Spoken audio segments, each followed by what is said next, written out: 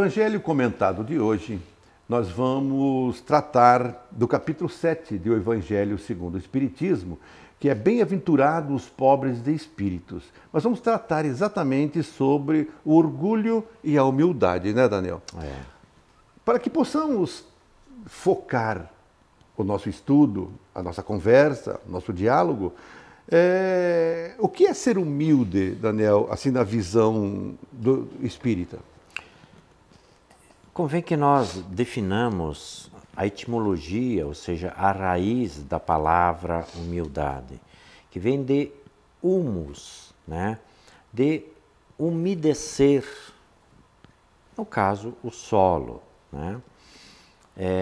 Então, é importante que nós entendamos que aquela criatura que é portadora já desta, podemos dizer, virtude da humildade, porque ela é antagônica a uma das maiores dificuldades, segundo relatam os espíritos, que é o orgulho, né? É a expressão daquela criatura que vai umedecendo o ambiente por onde ela passa. E nós podemos trabalhar essa questão do umedecer por perfumar o ambiente, dulcificar, adoçar, né? Modificar o ambiente. Porque a criatura que é humilde, ela não tem a falsa aparência de humildade. Ela recende de tal modo o seu procedimento que ela é capaz de fazer as coisas e manifestar as virtudes sem ferir ninguém, contrariamente ao próprio egoísmo, onde ele se impõe para que se veja uma virtude que não existe. Então a criatura humilde é aquela criatura suave, é aquela criatura que deixa o ambiente umedecido e não árido. Os nossos irmãos pouco a pouco vão nos entender na nossa expressão, né? E que naturalmente cada um faça as suas reflexões. É fácil nós notarmos uma criatura humilde. Ela não pesa na economia de local nenhum, né? Não é uma pessoa que é difícil de ser carregada. Imaginemos, por exemplo, uma Madre Teresa de Calcutá. Era uma pessoa difícil de conviver com ela, né? Ou um Chico Xavier, por exemplo, né? Era uma pessoa difícil de conviver com o Chico? A gente pergunta, né? Então, muito mais do que conceituar, é importante que a gente perceba, né, essas expressões das criaturas, porque muitas vezes as pessoas mais simples nos dão demonstrações extraordinárias de humildade. E não é aquela humildade oprimida, né? Aquela humildade que fere. Não. É a expressão da manifestação espontânea. Espontânea, né? Exatamente. Obrigado pela expressão. A espontaneidade que dá esse sentido de humildade. E a humildade, ela tem um valor espiritual, um valor moral, um quilate Expressivo, né? muito grande. Muito grande. Agora, ela seria assim o oposto do orgulho, né, Daniel? Sem dúvida nenhuma. Agora, uma pergunta: nós podemos ser humildes sendo orgulhosos? Ora, é um contrassenso. Sim, A criatura orgulhosa, a rigor, ela está exatamente no contraponto, no lado oposto da humildade, né? Então, diríamos assim, Valdecir, nós, na sua imensa maioria, de acordo com a orientação dos Espíritos, a questão 785 do Livro dos Espíritos, obra angular da doutrina espírita, os Espíritos dizem assim, que a maior chaga da humanidade é o orgulho e o egoísmo, que praticamente se fundem entre o orgulho e o egoísmo, né? Então, nós saímos deste polo de maneira geral e estamos nos encaminhando, estamos progredindo para passar para o outro polo, né? Que é exatamente da humildade, né? Então, veja, é aquele claro, escuro, e aí cada um usa a métrica que deseja, né? Porque é difícil a gente dizer, olha, eu sou humilde, ou às vezes a gente até ouve certas brincadeiras no meio espírita, né? E vamos nos permitir fazer aqui, só para ilustrar. Tenho orgulho de ser humilde, né? Aquela expressão, né? Então, veja, nós estamos trafegando nessas linhas, porque às vezes nós somos orgulhosos num determinado viés da nossa vida e a gente já tem alguma porção de humildade desenvolvida em outros campos, né? Ou orgulho de um saber além daquilo que é o normal, da média das pessoas, e isso nos deixa envaidecidos. E em outras condições a gente já tem condições de transitar com um relativo equilíbrio polos, né? Dentro do campo exatamente da humildade. Então, para que a gente não se deprima, né, porque a doutrina espírita ela é altamente consoladora pelos seus ensinos, vamos fazer assim. Nós estamos caminhando, saindo de polos mais agudos, naquelas situações menos recomendáveis ao espírito, estamos caminhando para postos onde vão se solidificando as nossas conquistas. Exatamente. Né? A razão dessa pergunta que eu fiz, Daniel, é em função dessa próxima que eu vou fazer agora. Voltando para o lado da caridade. Sim. Nós podemos ser caridosos para com o próximo, não sendo humildes? Podemos, sem dúvida nenhuma. A caridade possui um espectro infinito de possibilidades, né? Então, há pessoas que, no seu proceder, são orgulhosos, né? Em algum setor mais, em outros menos orgulhosos, mas que são desprendidas em certos aspectos, né? Então, a caridade, ela se legitima não pela natureza elevada do ser, na sua amplitude, mas nos gestos que nós praticamos, né? Nas ações praticadas. Porque, vejamos assim, vamos usar um exemplo aqui, sem qualquer situação específica, né? Há pessoas, por exemplo, vamos tomar um médico, por exemplo, né? Há médicos que, pelo seu saber, né, às vezes se enchem de orgulho, mas, na hora de aplicar o seu saber, são caridosos, porque atendem com humanidade, atendem além das possibilidades. Maior, né? Então, veja, uma situação ela não antagoniza e ela não rivaliza com a outra, né?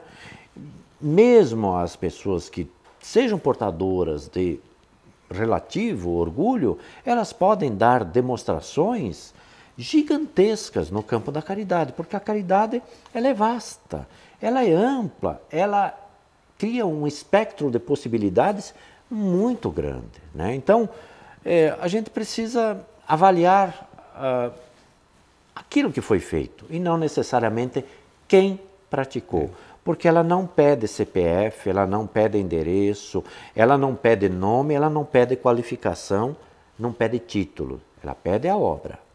É pela obra que se reconhece pelos frutos que se conhece a árvore. Perfeitamente. Né? Então quer dizer que nós podemos ser caridosos, menos não sendo humildes. Sim. E mesmo sendo orgulhosos. Sendo perfeitamente. Então esta ação de estarmos auxiliando aquilo que é necessário. Perfeitamente. E são essas situações, Valdecir e amigos, que atenuam exatamente esses nossos estados alterados, né? São esses momentos em que nós somos chamados, né, de pessoas caridosas, né? Imaginemos um Saulo de Tarso, por exemplo, né, que sai com mandado na mão, com autorização do tribunal, do Sinédrio, para ir buscar certas pessoas. E ele passa dessa situação, deste polo, ao maior divulgador do cristianismo, defensor para o paganismo, né? Para os povos pagãos. Quer dizer, ele era o que era, mas teve capacidade de se refazer. Em algum momento... Na caminhada, né? Em algum momento, ele cruzou uma linha divisória aí, né? Então, quem de nós pode dizer, né, quem é o mais ou quem é o menos? Nenhum de nós. Nenhum, né? Eu vou deixar uma questão aqui, Daniel, que é o seguinte. Pode haver humildade na riqueza? Você vai responder no próximo programa, certo? Vamos sim. O Espiritismo, em palavras simples, volta já já.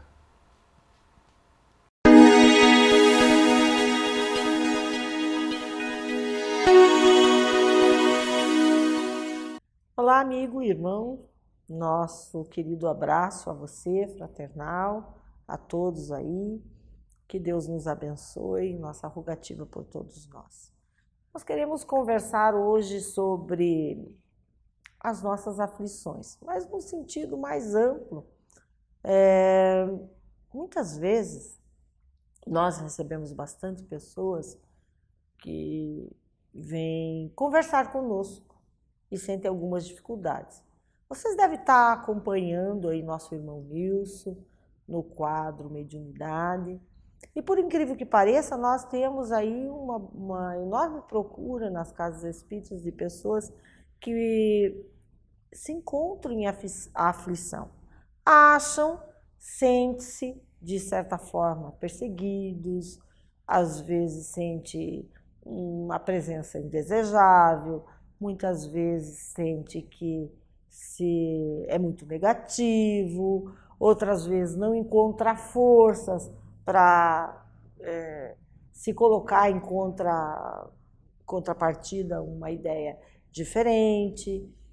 E dentro desse conceito, nós precisamos lançar alguns pensamentos.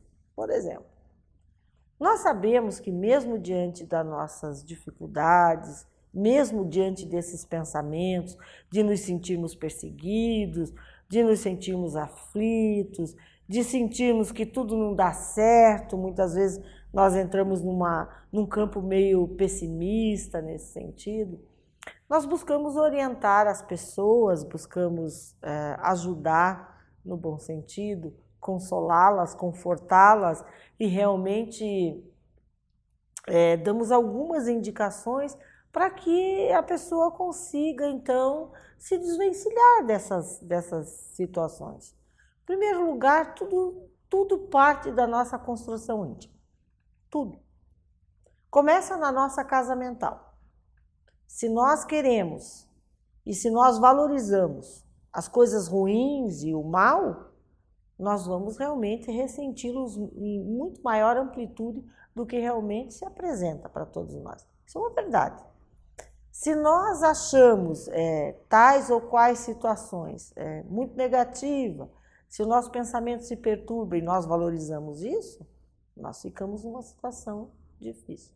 O que nós indicamos fazer? Vamos buscar o equilíbrio. Como nós falamos bastante do Evangelho, e não pode deixar de ser de outra maneira, o Evangelho nos equilibra.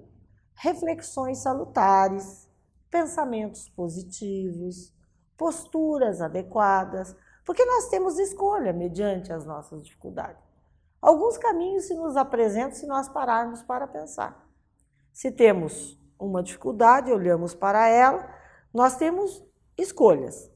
E uma das escolhas que não aconselhamos, que não é muito salutar e que às vezes não percebemos, é ficar mergulhado dentro do próprio problema sem sair para algumas alternativas. Vejamos, nós tivemos companheiros de diversas dificuldades nos procurando.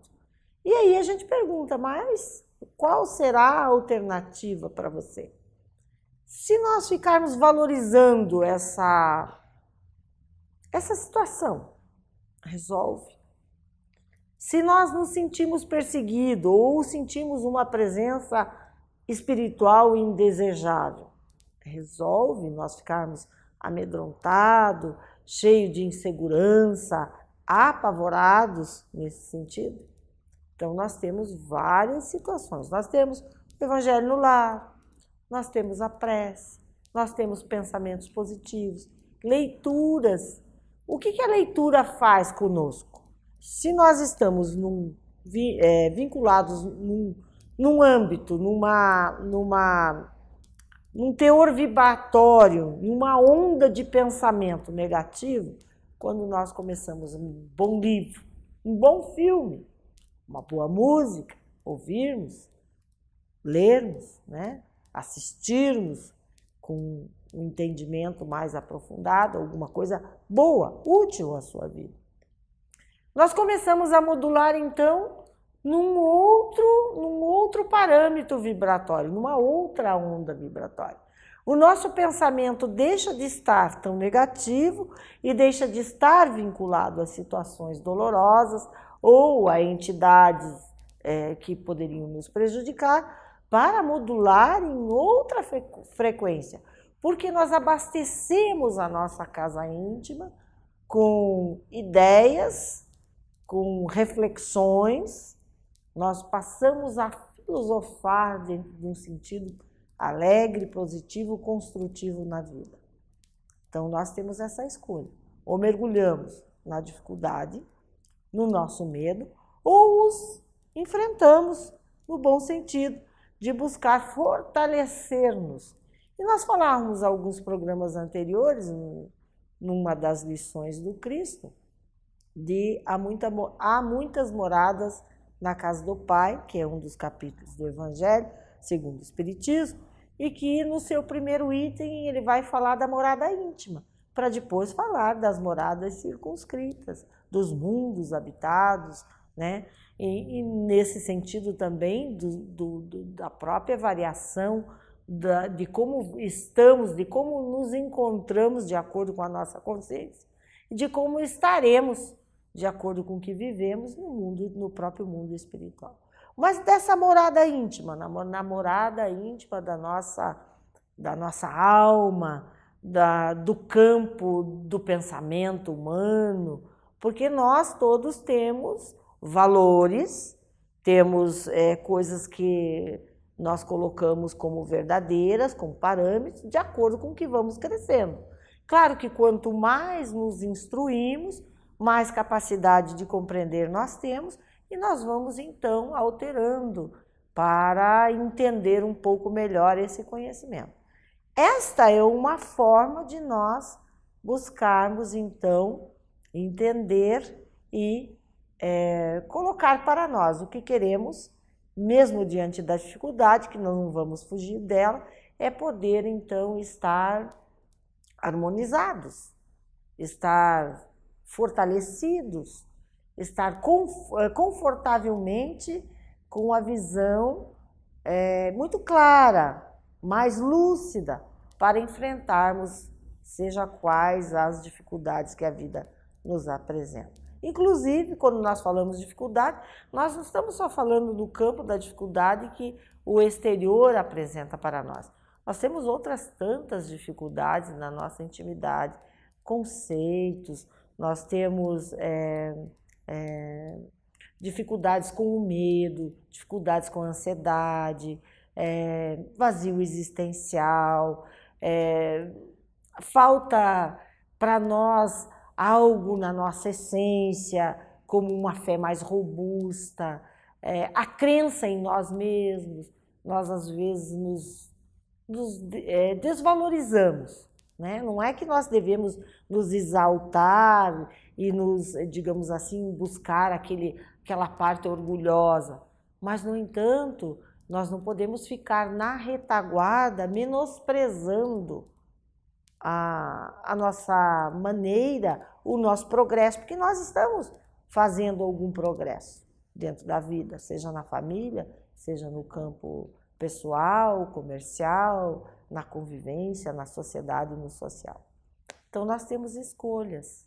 Se na sua intimidade você tiver algumas dificuldades nesse sentido, busque o melhor para você. Você pode optar.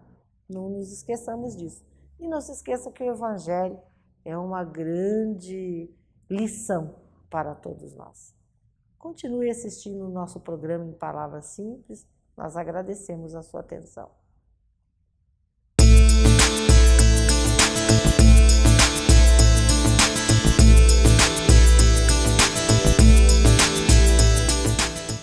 Prezados amigos telespectadores, neste quadro no entorno da mediunidade, hoje quero refletir com vocês uma questão que deixei no final da minha apresentação do último programa.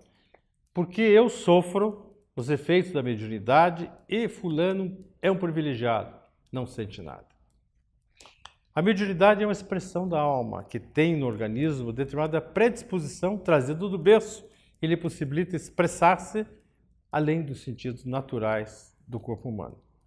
Todo aquele que traz do berço a mediunidade não a tem por acaso, há sempre uma finalidade. Recordando o que diz Allan Kardec, nós vivemos num mundo de expiação e provas. É bom lembrar disso, expiação e provas, não é um mundo de felicidades.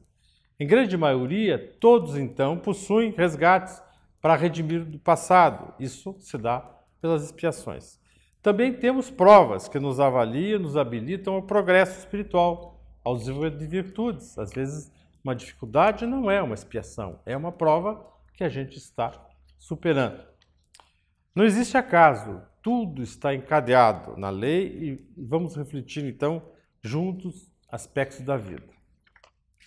Um mundo de expiação e provas, como a Terra, não é um paraíso de felicidades sem fim.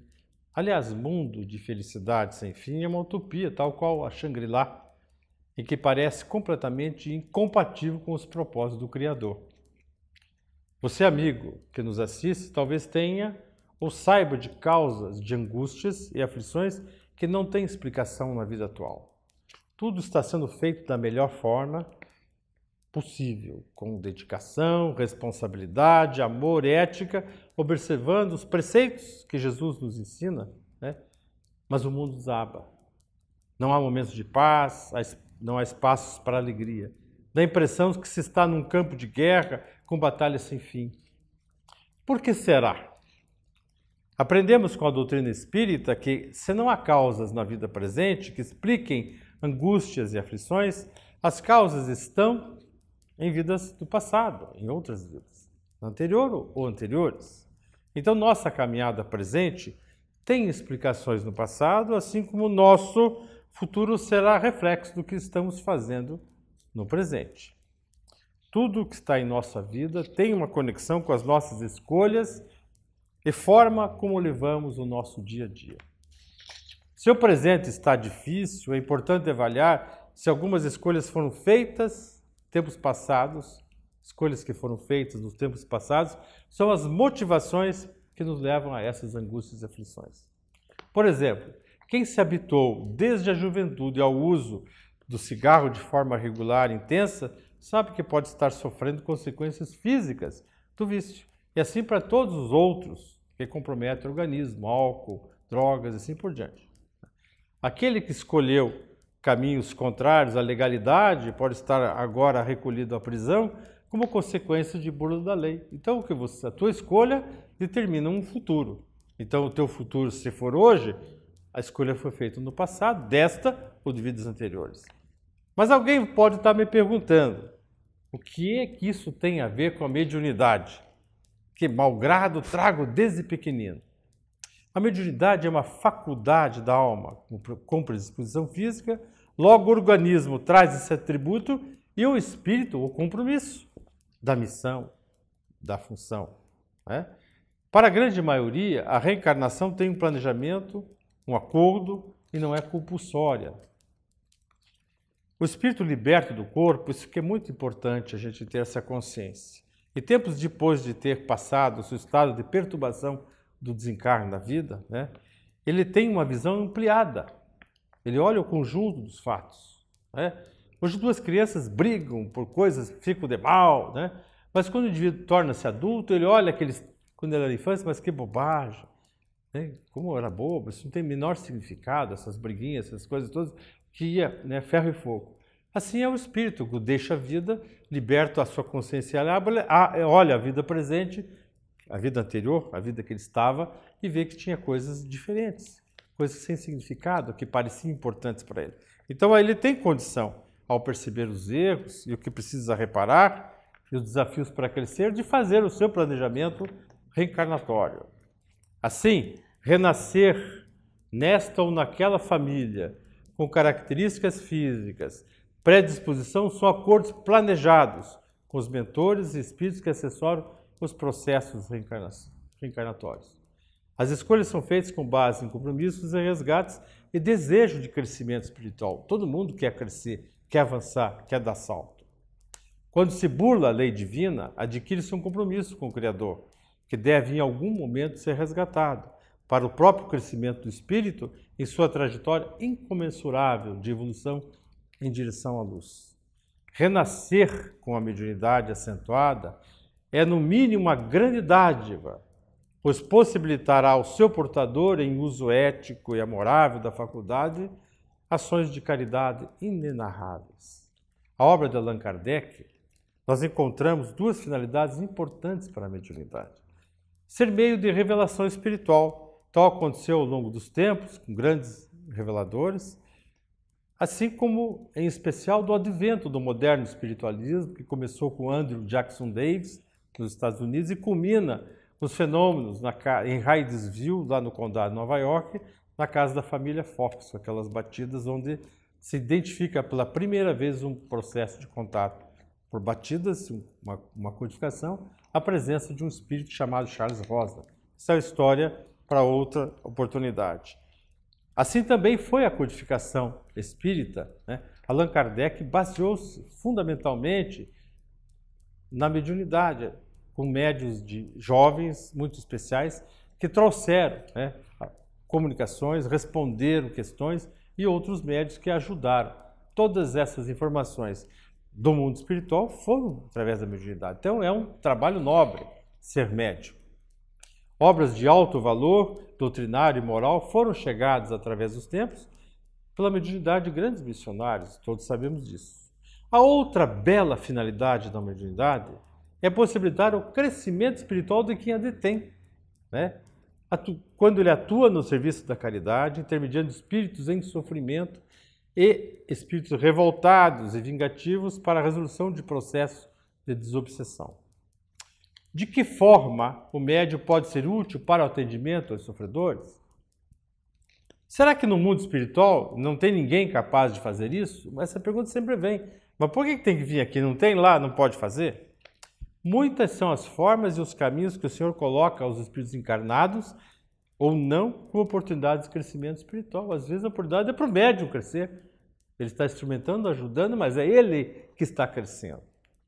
Alguém que desencarna e não tem consciência disso e teve uma vida muito material, sem crença na existência do espírito, em sua sobrevivência, terá um estado naturalmente confuso após o desencarne.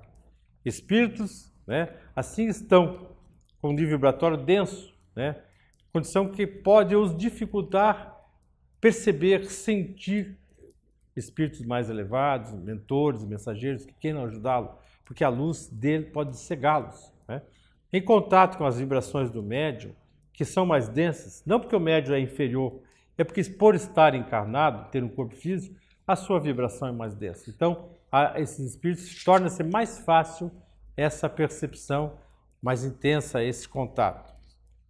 É óbvio que muitos atendimentos eles ficam restritos ao plano espiritual, mesmo porque não há tantos grupos de serviço no mundo, desencarnam milhares de pessoas e não tem, provavelmente, né, no mundo inteiro, em algumas outras regiões, que não tem prática nenhuma, grupos formados para atender todas as entidades que desencarnam. Então, são muitos os caminhos que o Senhor dá para cada um fazer o seu serviço na direção do bem. Atender entidades em serviço de caridade é uma boa forma de crescimento do médium, crescimento espiritual. Ser veículo para o esclarecimento e resolução de processos obsessivos é outra tarefa de grande nobreza que eleva todo aquele que se dedica. Então, renascer com a mediunidade não deve ser visto como escolho, um entrave que limita e impede o médium de livre trânsito sem sentir influências metafísicas, mas deve ser entendido como uma grande oportunidade que Deus concede aos seus filhos para que resgatem e evoluam. Por hoje nós ficamos por aqui. Eu quero que você pense sobre isso.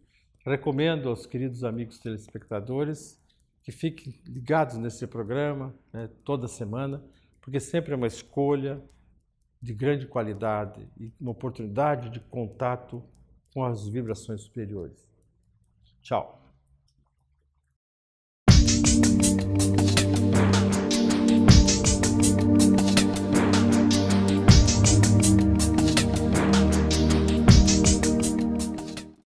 Olá, amigos. Este é o quadro A Vida em Pauta. Mês de novembro é um mês especial onde fazemos homenagens normalmente aos nossos entes queridos que partiram. Mais precisamente, dia 2 de novembro é dia de finados. Então vamos falar um pouquinho sobre esta questão da morte. O que você sente quando se fala da morte? Qual é o seu mundo interior a respeito da morte? Como é que essa palavra mexe contigo?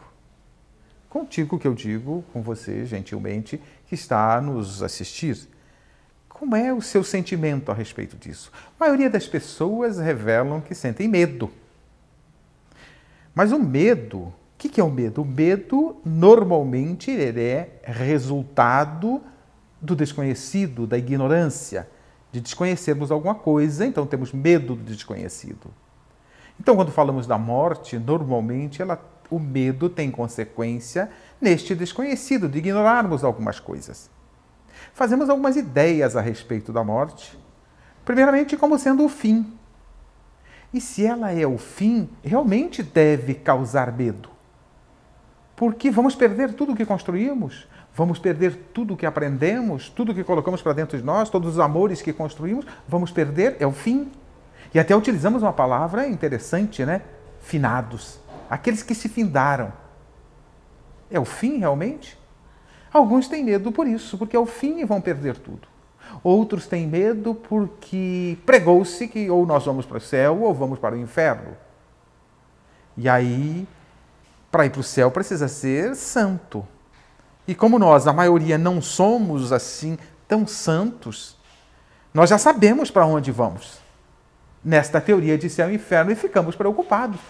Porque as informações que nos passaram durante séculos, milênios sobre esse inferno não são assim muito agradáveis, né? Então, medo das consequências que vamos enfrentar do outro lado. Mas será isso?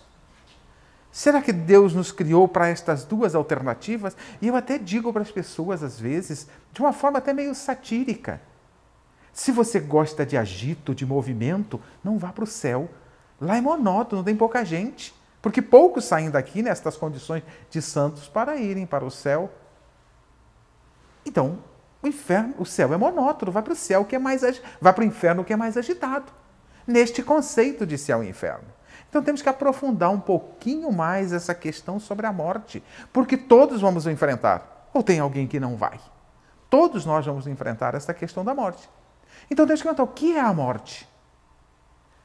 Ela existe? E que sentido estamos falando de morte? Se estamos falando deste corpo físico, ele vai perecer, não tenha dúvida. Todo ser vivo, o seu instrumento físico, um dia vai perecer. Né? Nasce, cresce, desenvolve-se e morre-se. Mas temos que pensar um pouquinho além disso. Que morre o corpo? Ok, o corpo morre. Acabou. Mas nós somos o corpo? O que nós somos? Temos que pensar sobre isso e aprofundar esse entendimento para irmos saindo da ignorância, do desconhecido e enfrentarmos o conhecido. Primeira questão é responder trazer uma resposta a esta questão. Morremos? O eu, a essência, morre? Ou somos imortais? Se somos imortais, temos que viver como imortais. O problema é que nós ficamos meio incertos quando estas questões de sermos imortais ou não. E se somos imortais, quais são as consequências? Estas consequências para aqueles que acreditam em imortalidade também gera medo. Pelo que já falei há pouco, questão de céu e inferno, purgatório. Nem o céu é uma boa opção, porque o céu, na proposta que temos por aí, é uma vida de ociosidade. Quem aguenta uma eternidade ociosa? O purgatório, ficamos numa dependência daqueles que aqui ficaram orarem por nós, e se não orarem? E o inferno é o fogo. Então, isto causa medo. Então temos que buscar respostas, entender. Somos imortais? Ok, somos imortais. Dizem as religiões que somos imortais, que a alma sobrevive à morte. Mas em que condições ela sobrevive? Para onde vai? Aí precisamos buscar, aprofundar entendimento sobre isto. E a doutrina dos Espíritos vem nos esclarecer sobre nós. Entre tantas coisas, e reviver o Evangelho de Jesus, a doutrina dos Espíritos vem falar de nós, dos Espíritos, dos filhos de Deus. O que Deus faz com seus filhos? Por que os criou? Por que colocou na terra? Para onde vamos? Quais são as nossas situações do outro lado? E Jesus já nos diz, a nossa situação é de acordo com as nossas obras, a cada um segundo as suas obras, aqui e lá. Então precisamos buscar entendimento na doutrina dos Espíritos sobre este ser que somos, sobre nós, fazer uma busca de entendimento sobre nós. Não precisa que você vire espírita, mas aprofundar o entendimento sobre esse ser espiritual que é imortal. Vamos para o tal de inferno, para o céu? Qual é a nossa situação? A doutrina espírita vai esclarecer todas estas questões com profundidade, com situações narradas, com uma série de informações e recursos os mais variados, que o Kardec chamou de uma forma universalista da doutrina espírita, que ela está fundamentada. Muitas mensagens, muitas informações, as mais variadas informações. Então é importante que estudemos a doutrina dos Espíritos para procurar saber de nós, espíritos imortais que somos. Quais são as nossas condições? Estamos destinados ao inferno, a um céu permanente, ocioso? Os Espíritos nos mostram claramente que não é nada disso. Céu e inferno é um estado de consciência. Como é que anda a nossa consciência em função das nossas obras? Isso Jesus deixa claro, a cada um segundo suas obras. Então, como estaremos depois da morte? Colhendo os frutos que semeamos enquanto estávamos no mundo corpóreo ou enquanto estávamos no próprio mundo espiritual. O que estamos semeando? Mas principalmente no mundo corpóreo. Qual foi a nossa semeadura? A cada um segundo as suas obras. Isto é chave para entendermos um pouquinho a vida. Vamos colher no mundo espiritual e neste mundo também já aquilo que plantamos. Então, esta semeadura que estamos plantando é que causa medo? Se esta semeadura que nos causa medo porque sabemos das consequências, sabemos o que estamos plantando, não dá para esconder, precisamos buscar o entendimento do que estamos plantando e temos consciência do que estamos plantando. Então, se isto nos causa medo, o que temos que fazer? Nos livrar do medo. Como? Mudando a nossa semeadura. Para nos livrar do medo, como eu citei do medo anteriormente, como consequência do fim da finitude, temos que primeiramente adquirir a convicção da imortalidade para acabar com o medo. Temos que caminhar na direção dessa convicção. E isto também a doutrina dos Espíritos nos traz muitos esclarecimentos, nos comprovando a imortalidade. Comprovada a imortalidade, caminhando na direção desta convicção para tirar esse tipo de medo por causa do fim, temos que caminhar na direção de excluir o medo pelas consequências dos nossos atos. Fazendo como? Mudando os nossos atos. Fazendo escolhas diferentes em nossas vidas, nossas ações, fazendo uma semeadura diferente. Se plantamos no passado, em algum momento, alguma semente que produziu frutos amargos, temos que mudar a semeadura, a cada um segundo suas obras. Então, e esta semeadura se faz através dos nossos atos, das nossas obras. Estas obras são produtos das nossas escolhas. E as nossas escolhas precisam ser produtos, escolhas que gerem consequências melhores para nós no futuro. E aí podemos perder o medo da morte. Então, estas escolhas que fazemos são os nossos atos, as nossas obras, e os recursos para fazermos boas escolhas estão aí disponíveis no Evangelho de Jesus. Estão aí disponíveis com muitos exemplos que Deus nos mandou para nos mostrar caminhos. Então, é muito simples pararmos para pensar. Perder o medo da morte é caminhar na direção da convicção de que somos imortais. perder o medo da morte, sabendo que somos imortais, temos que mudar as nossas ações, caminhar na direção de fazermos melhores escolhas, fazermos ações de acordo com Jesus. Então, em cada ação de nossas vidas, podemos fazer a seguinte pergunta: como agiria Jesus nesta situação? Esta é uma boa prática, um bom exercício, que à medida que vamos conquistando, vamos melhorando as nossas semeaduras.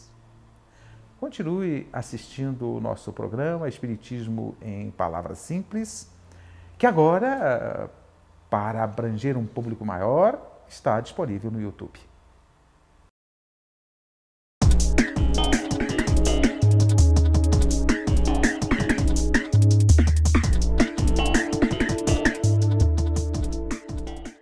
Olá, seja bem-vindo. Esse é o quadro Espírito Jovem. Nós estamos tentando refletir sobre alguns temas que são importantes e convido os amigos a nos acompanharem nesse conjunto de pensamentos. Dizemos muitas vezes, baseado no que sabemos sobre a pedagogia, sobre a educação, que muitas pessoas na fase adulta têm inúmeros problemas, cuja origem, cuja causa desses problemas psicológicos, de comportamento, estão na educação que tiveram na infância.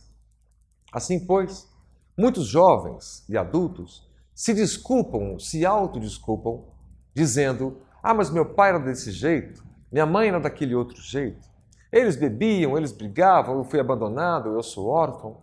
E é evidente que são situações muito penosas, muito difíceis para a criança que passa por isso. Essa criança cresce, vai tendo maturidade, passa pela adolescência, entra na juventude, entra na maturidade, e é normal, é até evidente, que possa encontrar uma série de dificuldades de comportamento por causa exatamente da educação difícil que possa ter tido. A ausência dos pais, a ausência de carinho, o excesso de violência, aquela confusão, às vezes, no lar, causada pelo divórcio de forma bastante complicada, violenta dos pais, ou o sumiço de uns, a falta de referência de outros, gera na criança, ou pode gerar, um sem número de problemas e que depois acabam se manifestando mais tarde na vida adulta. A reflexão que queremos fazer reside no seguinte: nós, ou muitos de nós, temos esses comportamentos desviados, alguns hábitos viciosos que só causam mal a nós mesmos e às pessoas que nos rodeiam. E de quando em quando nós nos desculpamos dizendo: ah, mas a minha infância foi dessa maneira, eu tive tal dificuldade, eu tive tal ausência, eu não tive nada, eu fui muito pobre, eu fui isso, eu fui aquilo. Sendo que, se isso fosse um fato único e uma teoria plenamente verdadeira, todos aqueles que tiveram uma infância difícil, todos os órfãos seriam jovens ou adultos complicados em termos comportamentais, mas isso não é verdade. Há um sem número de pessoas que estão aí, jovens, adultos, que cresceram no ambiente dos mais difíceis. Outros tantos em ambientes de guerra civil em outros países, ou da própria guerra que acaba sendo o que nós observamos nas comunidades mais carentes, mais simples, a guerra do tráfico, da violência, violência explícita. E esses jovens crescem e acabam guardando as suas mágoas num canto para realizar coisas por outro lado. Jovens que crescem com a missão de reorganizar suas ideias para que aquilo que ele mesmo passou e sentiu na pele o sofrimento possa não mais ser gerado. Assim, pois, há inúmeras biografias que são maravilhosas, de pessoas que cresceram com tantas dificuldades e que após isso tiveram na vida adulta o ensejo, o ideal de mudar o mundo. Essa frase, eu preciso mudar o mundo, é uma frase muito típica dos jovens, pelo menos dos jovens idealistas, que não concordam com um mundo em desequilíbrio, em desigualdade de renda, com as violências todas que nós acompanhamos e vemos por aí.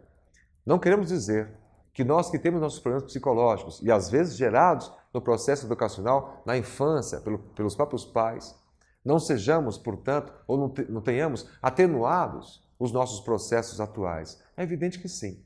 Mas nós não podemos nos ancorar nisso. Querendo dizer, eu fui educado assim e agora não tem mais jeito, agora eu sou assim, tenho essa dor, esse sofrimento, essa raiva da vida e levo ela para a vida toda. Os outros irmãos que cresceram em ambientes muito difíceis e que hoje são contadores de histórias nas comunidades, que hoje abriram suas ONGs para trabalhar crianças que tiveram, assim como ele, os mesmos problemas, a fim de que elas não tenham mais, tenham melhores condições, são exemplos para todos nós. Querendo dizer, é possível que nós trabalhemos a mágoa, trabalhemos a dificuldade que tivemos com os pais, com a família, no passado ou na nossa infância, e mudemos o nosso estado, o nosso sentimento para melhor. Transformemos a raiva, a angústia, o medo, a aflição gerados na infância, às vezes até na adolescência, nas famílias mais difíceis, em ideais nobres, em ideais de mudanças. Uma mudança radical é necessária para o novo mundo que vem por aí.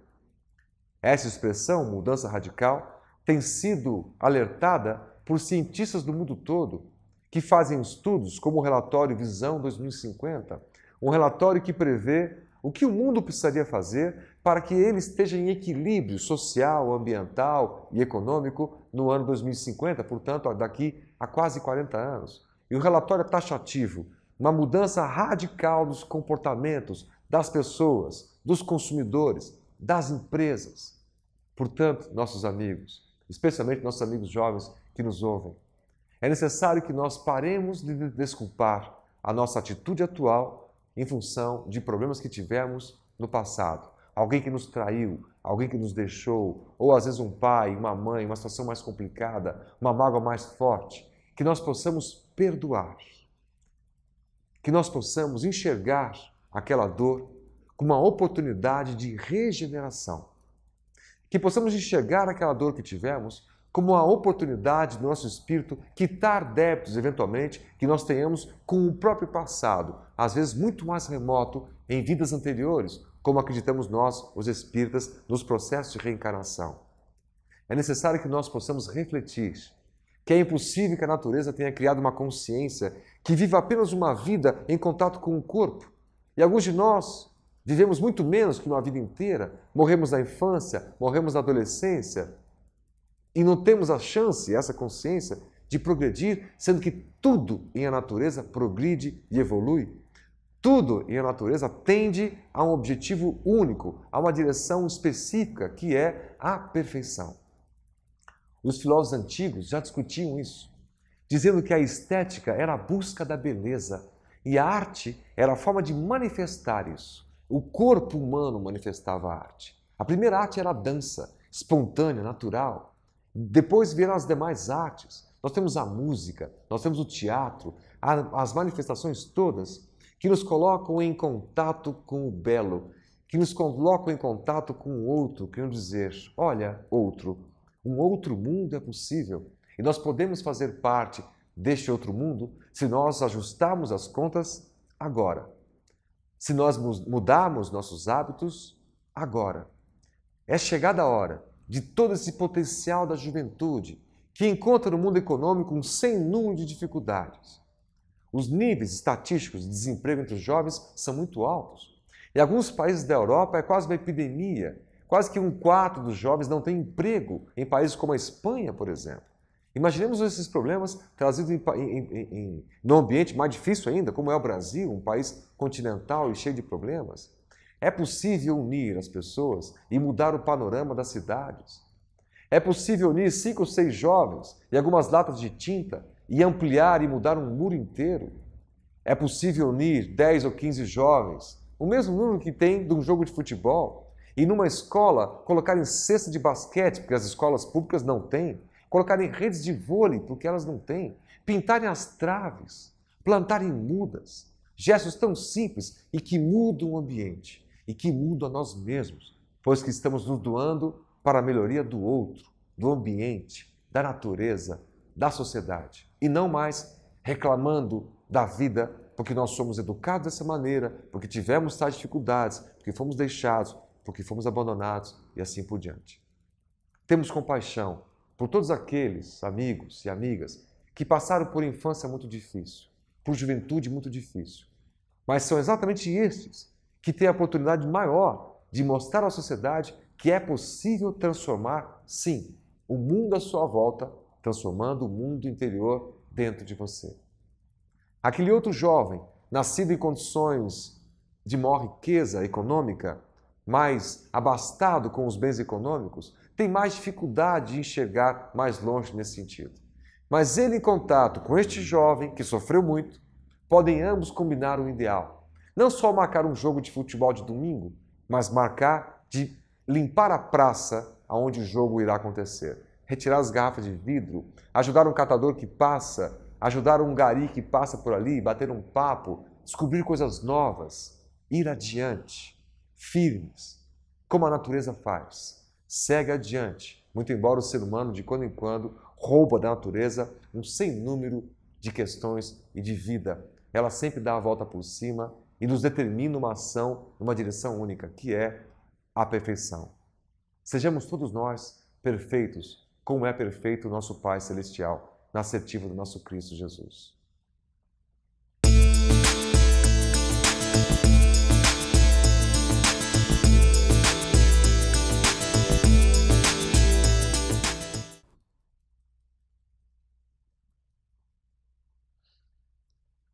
Você certamente deve estar perguntando se Deus é justo. Por que é que nós somos tão diferentes, não é mesmo? Porque existem personalidades e mais personalidades, comportamentos e mais comportamentos. A rigor, não existem duas pessoas iguais. Ora, se Deus é justo e só existe uma vida, a rigor deveríamos ser todos muito parecidos, mas isso não ocorre. Por quê? Porque a crença dogmática não nos mostrou o suficiente para entendermos que existe o processo da evolução. A única doutrina que fala em evolução espiritual ao longo dos erros, dos tempos, é a doutrina espírita. As demais apenas apregou uma única vida. Mas como com tantas diferenças? E aqueles que sofrem vão para o inferno porque sofrem ou porque erram? E os que nascem em vida nababesca, cercados de facilidades, em berço de ouro, vão para o céu? Onde é que está a justiça de Deus? Não, a justiça de Deus realmente é perfeita. Mas nós temos que entender que existe um processo que está hoje patente e que a ciência está se debruçando para confirmar. Darwin veio exatamente para mostrar esse processo de evolução no mundo material, mas existe também a evolução no mundo espiritual. Por quê? Porque nós nascemos simples e ignorantes das mãos divinas do Criador. Aí está a prova da justiça. Somos iguais, sim, quando nascemos, quando nós adquirimos capacidade de viver.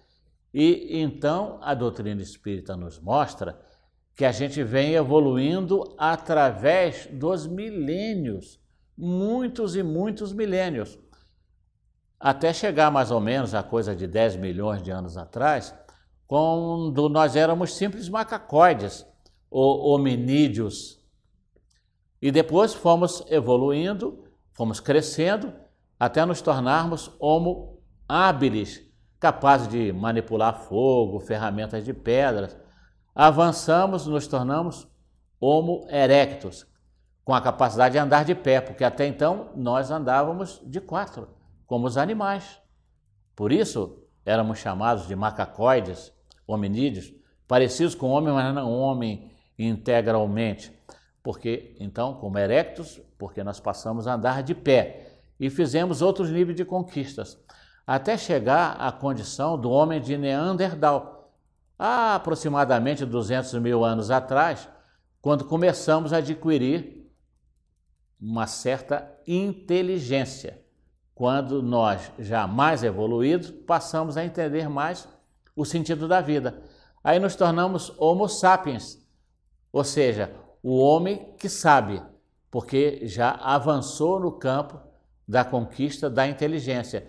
E vamos chegar a aproximadamente 40 mil anos atrás, por aí, não precisamos fixar período, porque a própria ciência, a antropologia discute isso. Mas não é importante. O importante é que a gente cresce e deixamos de ser Homo sapiens para sermos Homo sapiens sapiens.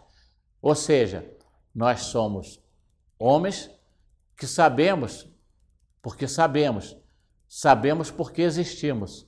Já temos um nível maior de consciência. É o homem que sabe. Não apenas sabe que sabe. Tem uma diferença muito grande nisso. E passamos então a perceber que nesse período de aproximadamente 200 mil anos para cá, 40 mil anos para cá, nós vivemos quantas encarnações? Quantas? Num período de 100 anos, por exemplo. Mais de 2.000. Mais de 2.000 vidas no plano físico nós tivemos. Por aí, uns mais, outros menos, mas nós tivemos centenas e centenas de encarnações, como o Espiritismo nos explica. Mas vivendo nas mesmas condições, não.